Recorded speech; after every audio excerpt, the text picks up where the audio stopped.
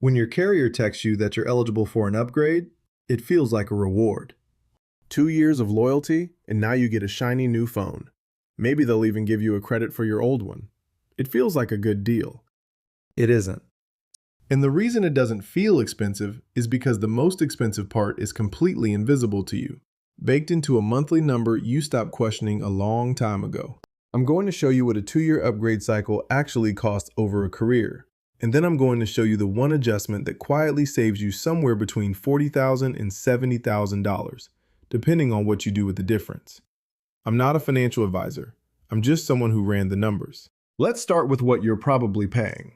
If you're on a postpaid plan with one of the big 3 carriers, Rogers, Bell, or Telus, and you're financing a flagship phone on a 2-year term, you're likely paying somewhere between $95 and $130 a month.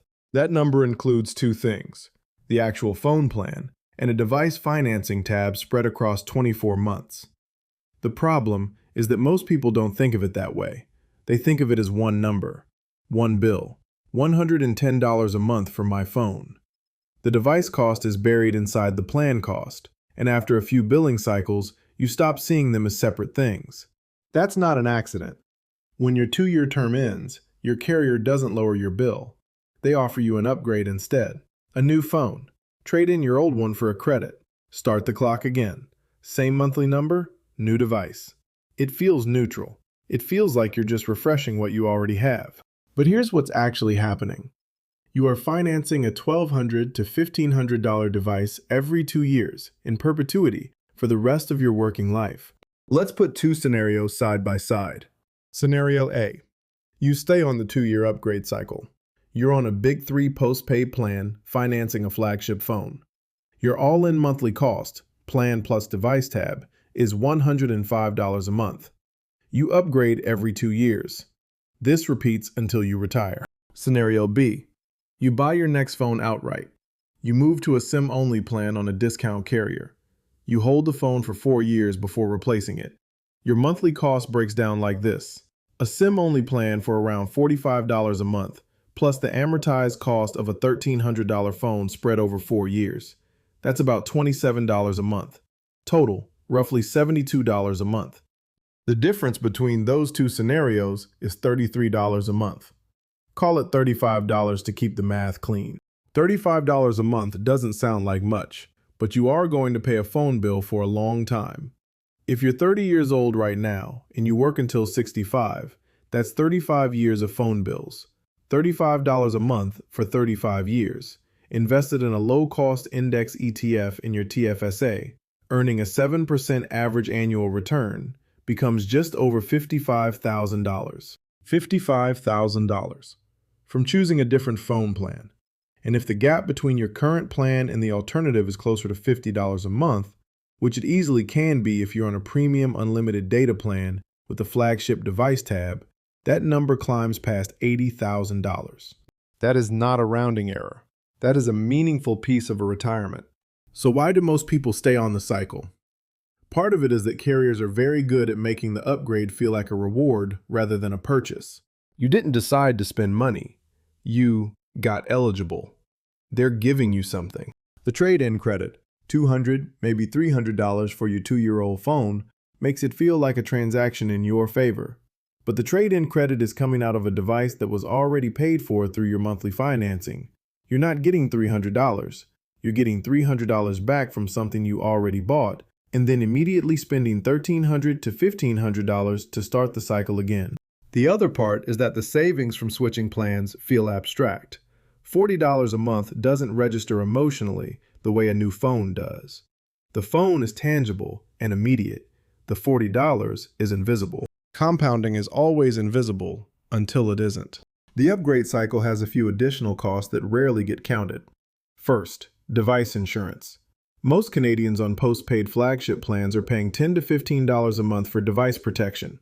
If you buy a mid-range phone outright or hold your flagship an extra 2 years, the insurance math changes entirely.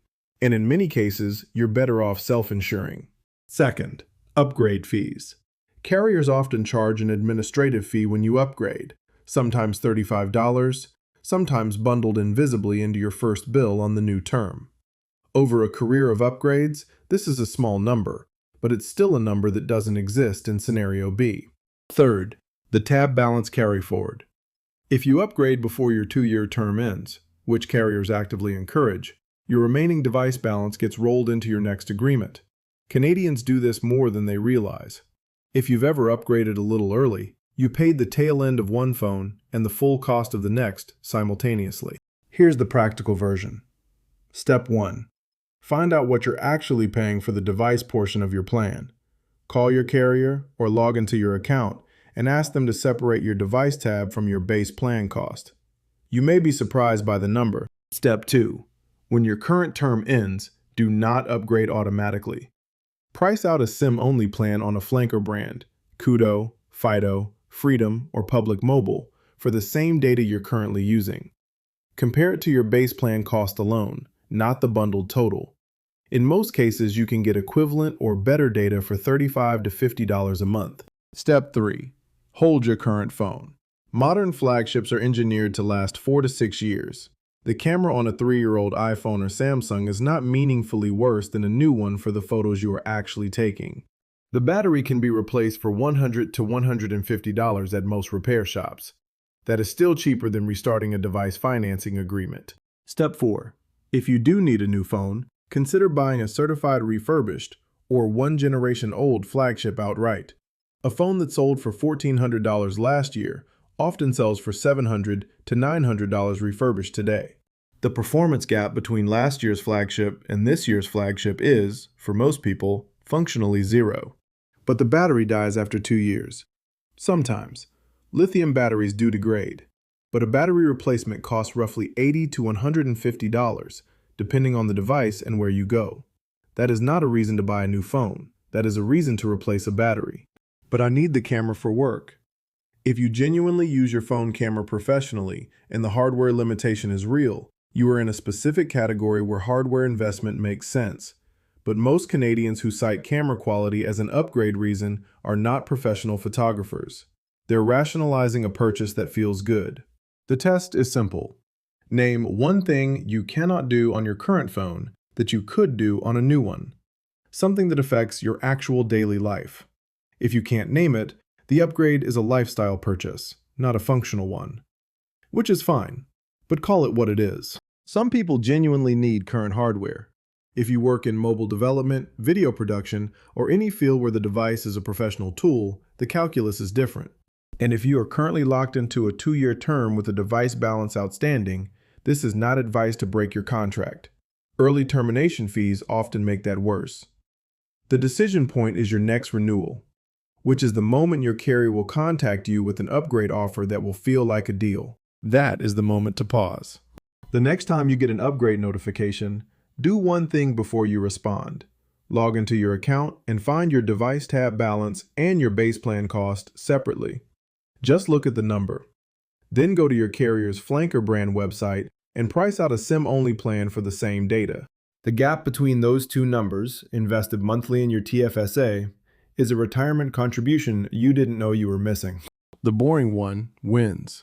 If this is the kind of math you want to see more of, subscribe. New video every week.